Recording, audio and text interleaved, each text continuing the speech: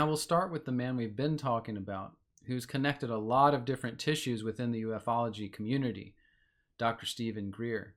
He did make this statement recently, mentioning Armageddon. If this issue gets disclosed the way it currently is on track to be, it'll be a War of the Worlds panic in the aisle. It'll be 1,000 times worse than COVID, where you have the people who or keep going up to Congress and the White House and other places and conflating man-made frightening things like abductions and villages being blown up with extraterrestrial threat or NHI threat. In fact, the dominant paradigm is to call all of it one thing. And in that calling it one thing, it makes people conclude there is a threat and we need to fight it. So let's go to DEFCON 1. Let's go to Independence Day, the movie. Let's go to War of the Worlds. Now, interestingly enough, in 2013, the CIA declassified, as part of a FOIA request, a book called The Book of Adam and Eve. Now, this is not any ancient writing, but it was a current, at the time, scientific book and treatise written on world disasters, and that the author expected a coming world disaster, as he felt that these were cyclical in the nature of the world. It goes into great detail on the why and when this author thinks that the next world cataclysm will occur. And whether these dates are right or not, which I believe they are not, this writing shows that the CIA was severely interested in the idea of the, quote, end of the world, a cataclysm that would come and destroy most, if not all, of the world as we know it. Now, there's an interesting lady named Amy Eskridge who appeared on some ufologist channels in 2022, and this was just before she passed away in June of that year under strange circumstances. But she did have a lot of really high credentials. We even have her obituary that tells us much of her education. She graduated from the University of Alabama at Huntsville with a double major in chemistry and biology, and she became proficient in and worked in her career in electrical engineering, chemistry, physics, genetics engineering, and nanotechnology for various military contracting companies in and around the Huntsville, Alabama area. But listen what she has to say about the extraterrestrials and UFO phenomenon in this discussion in 2022. Hal has been to my house like 3 times, like to my personal home. I was living in Seattle for like 3 or 4 years. I was doing the entrepreneur thing. I had like an encryption company where I was like doing end-to-end encrypted file storage stuff for like privacy, security, whatever. And so I was in Seattle and my dad got poached by this weird ass investor, made all his money doing real estate for GE in Moscow, whatever. This investor brings Hal to our house 3 times. I was present for one of the times. I happened to be home from Seattle at the same time that Hal came over. And I sat with him in my dining room over there at the dining room table. And he was talking about ultra terrestrials. And basically ultra-terrestrials are like, he talks about extraterrestrial. Extra implies that they're from somewhere else, from the outside. Extra implies they're from not here, from outside. Ultra-terrestrial, they're not necessarily from the outside, they're from here. So they're like ascended beings, or no. So then they're you, high IQ. No, what are they? They're not ascended. They look like you and me. They look like you and me. I have never been interested in aliens. I was born in Huntsville, Alabama, to the technical lead of the PRL. I'm like the propulsion princess of Huntsville, Alabama, the propulsion capital of the world, totally by accident. 100% by accident. I was born into this ship. I've sought out zero information about aliens. Everything I know is from direct experience. Everything I know is from direct experience and people I know being like, dude, have you heard about the aliens? I have this evidence, smoking gun. So the ultra terrestrials, I'll just tell you, basically there's a calamity, right? So there's like a apocalypse scenario in the near future. It wipes out most of like everything, man. And there's the ones that go underground and survive, right? And then there's the ones that somehow stay on the surface and miraculously don't die. Now we move to Frank Milburn. He is actually a former intelligence officer with over 22 years of experience in threat and risk assessment for clients in hostile environments from North Africa to Iraq. He has worked for a variety of Fortune 500 companies, aerospace, and government clients. And as I understand it, he's also an author of books on the UFO and disclosure topic. Yeah, straight into Dave Lamborn. Dave wants to know, how prominent is the rumour amongst the intelligence community about a cataclysmic event that could happen sometime relatively soon? Have you heard this from any independent sources?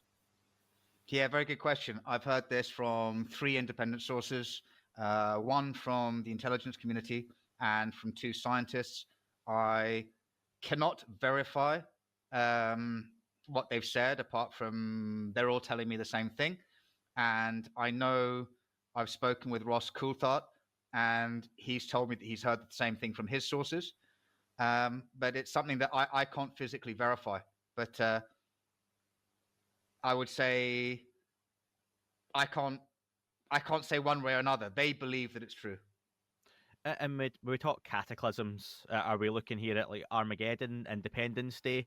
Obviously, you can't break trust, but can you tell us a movie that we should be kind of watching to brush up on? Well, no, I've been told various different scenarios that it could be a meteorites heading towards the Earth. It could be, and this sounds really, really out there. This is what I've been told. Okay, I can't prove this. It sounds really out there.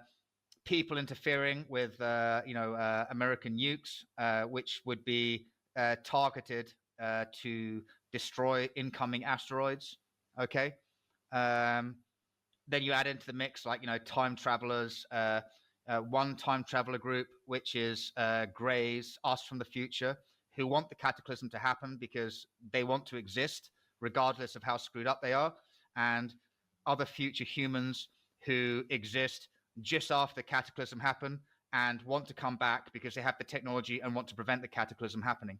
I can't substantiate any of that, okay? It's stuff that I've been told, and I believe my sources when they say they believe it. I have one source in particular. They tell me that they are in contact with temporal agents, okay? So there you go. It's very hard for me to discount what they're saying. Let's put it that way, based on my relationships with them. And were they ever giving you any sort of timescales as to when events may happen or occur? I was told within the next 10 years. There's always the potential, like I think you very rightly said, that you believe your sources believe it, but that doesn't necessarily mean that somewhere down the line sources can be wrong or fed misinformation or things change. So that's why you've always got to quantify those comments. Like, I don't believe that they've been fed misinformation, because they are very highly placed, both in the intelligence community and also in the science world. In terms of, I mean, a couple of people that I'm talking to, they're up there. They're unknown, but in the science world, they're up there with Eric Davis and Hal Puthoff. They're in that kind of pantheon, right, of kind of like brilliance. I believe that they believe what they're saying. I just can't provide any proof. Sure. And it's, do you know what? It's fun, as much as cataclysms and cataclysmic events can be fun to hypothesize about and discuss and talk about. So it's something we'll definitely be keeping an eye on. And hopefully those sort of events do not happen, obviously. On to Newman. Hope not. Yeah. Now let's listen to a lady named Carol Rosen. She was actually an assistant and a spokesperson for Dr. Werner von Braun, and she has disclosed things that she heard from Werner von Braun as she worked for and with him.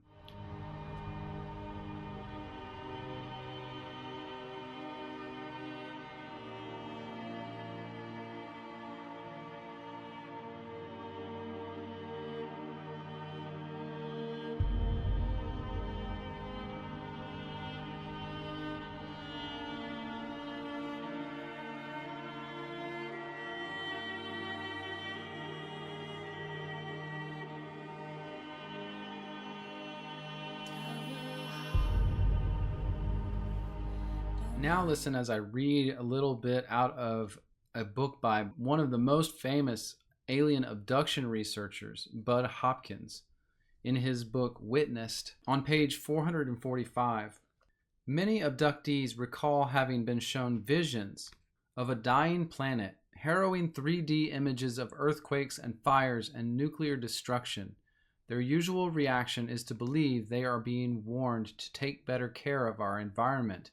If, as some people would like to think, that the aliens have come here to teach us to respect our environment and have been delivering the message again and again over the decades, then their mission to Earth would have to be reckoned a colossal failure. So there, Bud Hopkins recounting that not only do many abductees that he studied say that the aliens showed them images of grave concern regarding the destruction or cataclysm of the Earth, but that even though they get a sense in these abduction experiences that it's the fault of humanity for, quote, destroying the Earth ecologically, he also notes that no abductees tend to have any better view or concern for the environment after their abduction experiences than they did prior. But regardless, the visions of the cataclysm of the Earth are compelling and ubiquitous among most abduction experiences. And then from the same time period of research and study, the 80s and 90s, there was a researcher and professor named Dr. David Jacobs that also had some things to say about the abduction experiences that he studied. And he had become a highly qualified and trained hypnotic regression therapist. So he worked with his abductees and hypnotically regressed them to hear their experiences.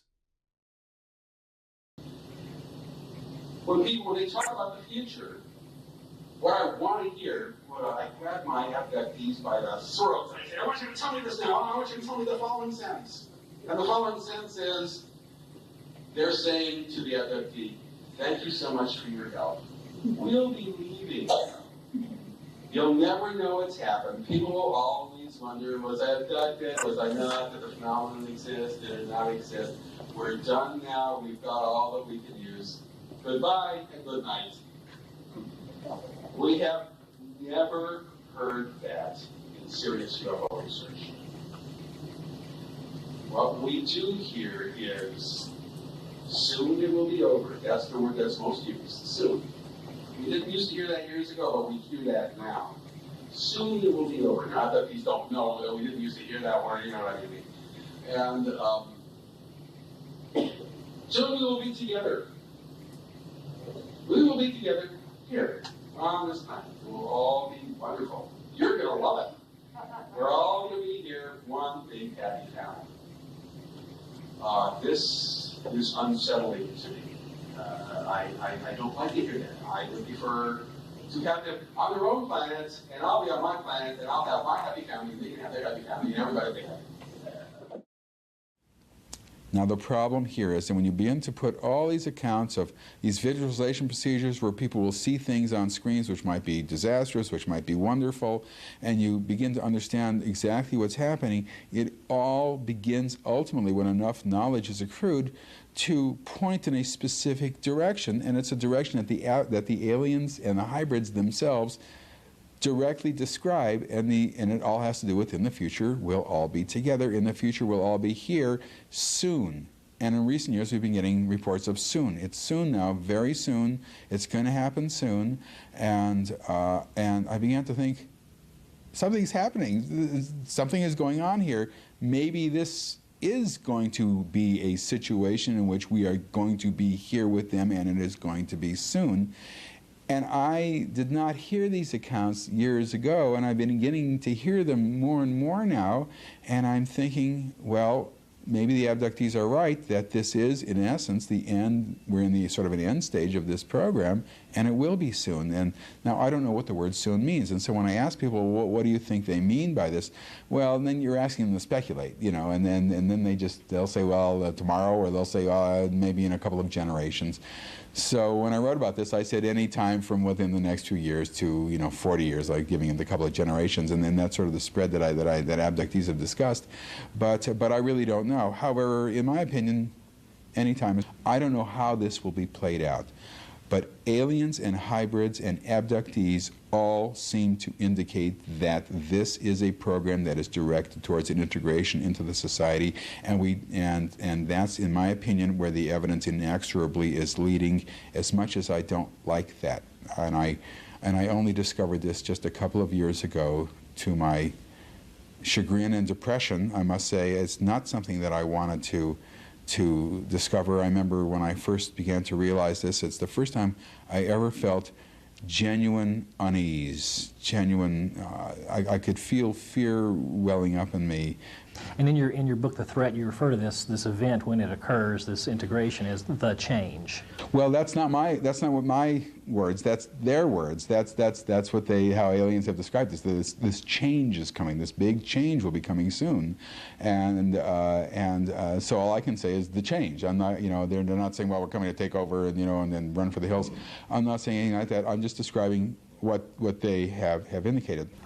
A lot of abductees report being shown images, whether on a screen or directly in their heads, of catastrophic, cataclysmic events, the earth cracking or burning, or environmental collapse, total, utter disaster. And you don't know if that's metaphorical, if it's a warning, if it's the concrete future, and if the change or the integration is going to occur before then or after then, or what. Do you have any sense yourself as to what to make of those kinds of images? I have waxed and waned on this over the years. I think that what's happening here with these kinds of images has more to do with the neurology of the brain than something that is predictive about what is going to happen in the future. Now, having said that, in the future, something like this may happen. I don't know. I hope not, obviously.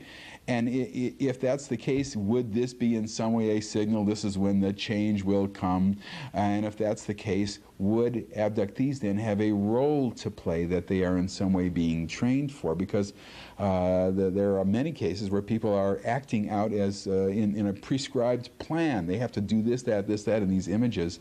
And maybe it's part of a training exercise, which would still be neurologically based, of course.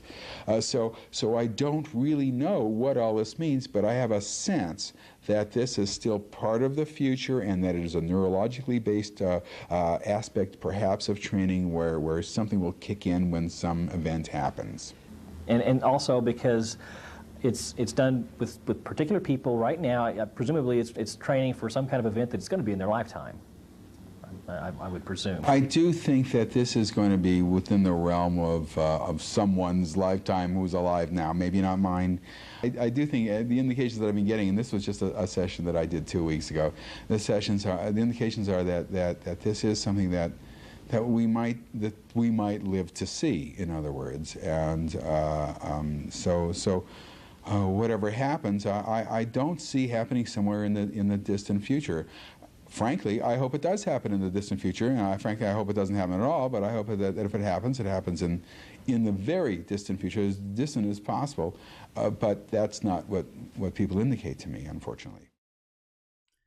And then we also have the researcher, world-renowned researcher, John E. Mack, who also studied the abduction phenomenon and worked with countless numbers of UFO abductees to hear their experiences and, again, hypnotically regress them to get the full picture of those experiences. But let's take his book, Abduction, and let's look at some excerpts from this book. On page 47, we read, speaking of a man named Ed who had this abduction experience, the narrative was filled with apocalyptic images, a message of instability on your planet, eco-spiritual, emotional instability. Volcanic eruptions are a sign.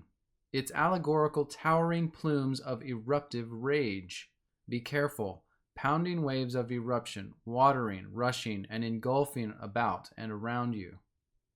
The relentless communication continues. Towering, pounding surf, shifting plates, instability, earth shuddering in anguish, crying, weeping at the stupidity of humans losing contact with the inner soul of their being. Then further down the page, the entity says to Ed, listen to the earth, Ed. You can hear the earth. You can hear the anguish of the spirits. You can hear the wailing cries of the imbalances. Listen to the spirits. On page 50, I asked if he was given any information about whether it was still possible to prevent the cataclysm. No, no, no, he said. There are not enough. Too few will listen. But those who will listen and can work with the laws of nature will survive to teach others on the other side, who will then listen and say, "Oh, geez, we were screwed up back then." He said there would be a series of geological and meteorological convulsions. He said that the spirits of the earth will make safe havens for those who will survive. I wondered what was the use if everything was going to be destroyed. He said that it was more a reconstitution, not just destruction, a rebalancing. The earth will rebalance itself. Take a listen also to this interview that John Mack does with a group of children from a school in South Africa that had a group UFO and alien experience together. Mack feels the children did not experience a mass delusion, but they believe the aliens had an ominous message. Fungi, what do you imagine is his reason for visiting Earth? I think it's about something that's going to happen. Something's going to happen. What I thought was maybe the world's going to end. Maybe they're telling us the world's going to end. I think they want people to know that we're actually making harm on this world and we mustn't get too technologized. In the year 2010, an interesting man named Bill Ryan came out online with some startling predictions for the world. One of those predictions included the COVID-19 pandemic. Again, this was 10 years earlier in 2010. He not only predicted COVID, he continued to predict a coming cataclysm of the earth. They said China will catch a cold. And after that, then what effectively will be a kind of plague will actually spread right across the world to the West as well. And you've got this totalitarian military lockdown in all the governments in the Western worlds because everyone's going to be in panic about all of this. They believe that there is going to be what he called a geophysical event, a major geophysical event. There have been trillions of dollars that have been spent on deep underground bases for some reason which we don't know why it is. Then we have a very interesting post that came out on Instagram in 2019, in September of that year. The musical artist Grimes, who was at the time the partner of Elon Musk, posted on her Instagram channel this image of a stone tablet. And what's interesting about the tablet is, of course, that just a few months later, the COVID-19 pandemic started. And the tablet included a DNA sequence, an image of the spike protein of COVID-19, and images of hypodermic needles or vaccines. Followed by, interestingly enough, the symbol of a UFO or flying saucer. Then followed further by the images of an eclipse, which of course there was a great eclipse across all of America on April 8th of 2024. And at the end of the tablet, it shows some hazard symbols, including a nuclear hazmat warning symbol, an exclamation point, and then an arrow that says end. So what was she really predicting? What was she putting forward in the public eye? And then I had to bring forward the testimonies of a whistleblower named Dan Burish. And as a whistleblower, Dan was known for his interview he did with Carrie Cassidy of Project Camelot in the year 2006, where he disclosed all sorts of information of his involvement with the Majestic 12 group and specifically his work in the S4 base with alien entities. We're on timeline 1, I'm assuming you're saying. And we're headed for 2012, and theoretically, a catastrophe that may or may not happen. Right around now, yeah. Right around now? Yeah. And this catastrophe, has this got anything to do with Planet X?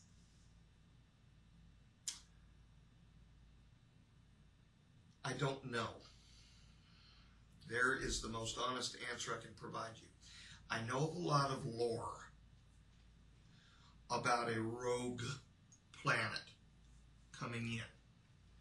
What I have heard is that to precipitate the catastrophe, there would be, as we pass into the plane of the Milky Way, some sort of energetic burst through the plane of the galaxy by virtue of wormholes that travel through the plane of the galaxy from the center of the galaxy, which have been depicted in ancient lore called the serpent rope, even of the ancients, and that the serpent rope would return at the time of the end of the Mayan calendar, revealing, and there are several perspectives as to what it will reveal.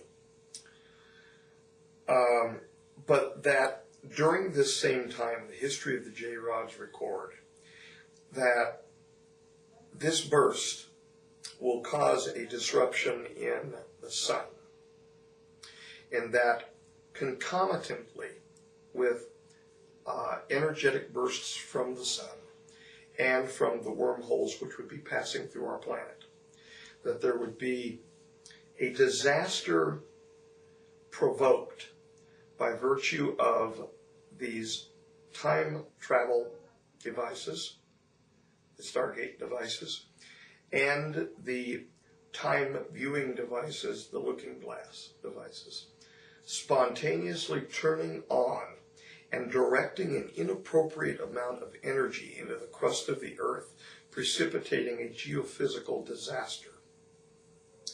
This geophysical disaster, in accordance with the history of the J-rods, the Orions, record that over 4,157,000,000 die over a several-year period by virtue of a geophysical shift in the crust. So this is what is trying to be numb when I think of numbers that way. Is trying to be prevented. Is this right? Yes.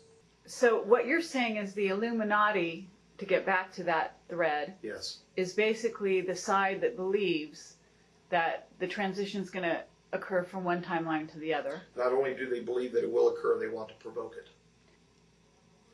Is being used as a means to an end by the Illuminati, who would like to see that the population is culled so that they can gain greater control. They don't care. So, okay, so they just want for themselves. There are really human beings that don't care, or that care that little. But these people are also the ones who have their guaranteed positions in the safety zones, underground facilities, etc.